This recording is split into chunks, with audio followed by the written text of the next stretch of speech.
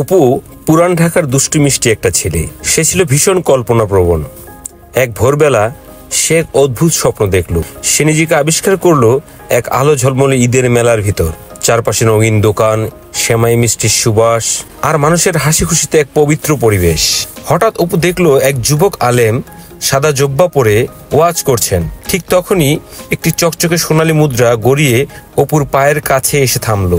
অপু মুদ্রাটা হাতে নিতেই আলেম চোখের ইশারায় তাকে সেটা নিজের কাছে রাখতে বললেন।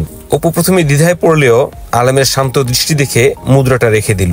এরপর মেলার এক কোণে অপু দেখলো একটি ইসলামিক বইয়ের দোকান। দোকানের ভিতর এক অপূর্ব সুন্দরী মেয়ে কুরআন তেলাওয়াত করছেন। তার সুর যেন বাতাসে মিশে এক জান্নাতের দরজা খুলে দিচ্ছে। মেয়েটির পোশাকের রং ক্ষণে ক্ষণে পরিবর্তিত হচ্ছিল।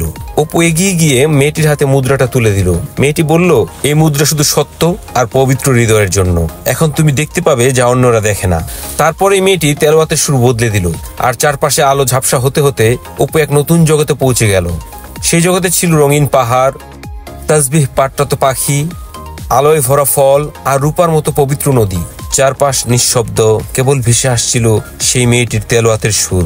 অপু সেই সুর অনুসরণ করে পৌঁছে গেল এক বিশাল দরজার সামনে। সেখানে লেখা ছিল সিরাতুল মুস্তাকিম, ইমানের রাজ্য। পকেটে থাকা মুদ্রাটা ঝলমল করতেই দরজাটা খুলে গেল। ভেতরে সে দেখলো ফুলেরা তসবিহ পাঠ করছে, বাতাস আল্লাহর জিকির করছে, আর ঠিক মাঝখানে নূরের সিংহাসনে বসে সেই তেলাওয়াতকারী মেয়েটি। এবার সে এক পরহেজগার রানী। মেয়েটি বলল, এই রাজ্যে প্রবেশ করে শুধু সেই যার হৃদয়ে আছে আল্লাহর প্রতি ভালোবাসা, সৎ সাহস আর সঠিক বিশ্বাস।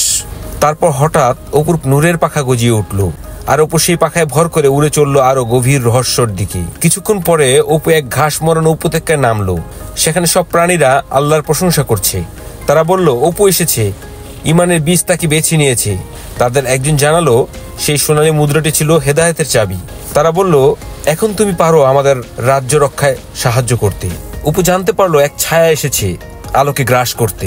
সেই ছায়া জন্ম নিয়েছে ভুলে যাওয়া ইবাদত আর দুর্বল বিশ্বাস থেকে। অপু ভয় পেল, কিন্তু দূর থেকে তেলাওয়াতের সুর ভেসে আসতেই সে বলে উঠল, আমি পারবো, কারণ আমি ইমানদার। তার বুকে জ্বলে উঠল এক আলো, আর সেখান থেকে জন্ম নিল এক নূরের তরবারি। অপু হাঁটতে থাকলো তরবারি হাতে অন্ধকার পাহাড়ের দিকে, যার নাম গাফলতের গুহা। সেখানে সে দেখলো এক কুয়াশার মতো অবয়ব, যার ভেতরে ঘুরছে পুরনো গুনাহের তালিকা। অপু নূরের তরবারি হাতে ছায়ার দিকে এগিয়ে গেল। ছোঁয়া লাগতেই ছায়া বদলে গেল এক আলোয়, যা ছিল তওবার আলো। অপু তাকে বলল, চলো নতুন ভাবে শুরু করি, আবার ফিরে এসে সত্যের পথে। আকাশ ভরে গেল রঙে, সুরে আর আলোয়। তেলাওয়াতের সুরে অপু ফিরে এলো সেই নূরের রাজ্যে। ঠিক তখনই দরজায় টোকা পড়লো। সে উঠে বসলো। পিন্টু বলে উঠলো, ওই অপু, আজকে ঈদের মেলা, চল মেলায় যাবো। রেডি হয়ে রওনা দিল বন্ধুর সাথে। মেলায় গিয়ে হঠাৎ দেখলো একটি বইয়ের দোকানের সামনে একজন যুবক আলেম দিনের আলাপ করছেন, আর আরেক কোণে দোকানের ভিতর বসে একটি মেয়ে কুরআন তেলাওয়াত করছে। অপু সাথে সাথে পকেটে হাত দিতেই দেখলো একটি চকচকে সোনালী কাগজ। তাতে লেখা আছে, তোমার ঈমানই তোমার শক্তি, কখনো সাহস হারিও না। Thanks for watching. Subscribe, please.